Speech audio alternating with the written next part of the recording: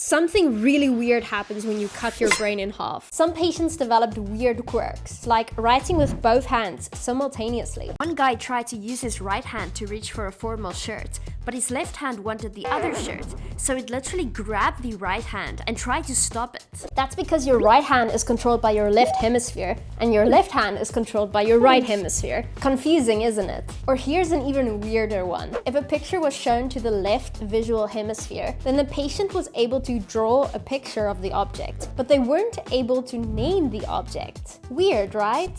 That's because each hemisphere of your brain controls the opposite side of your body. That's called contralateral control. And because the right side of the brain doesn't have full language processing capabilities, it couldn't name the object, but it could still draw the object. Nia? So, you're probably wondering, do we still cut brains in half today?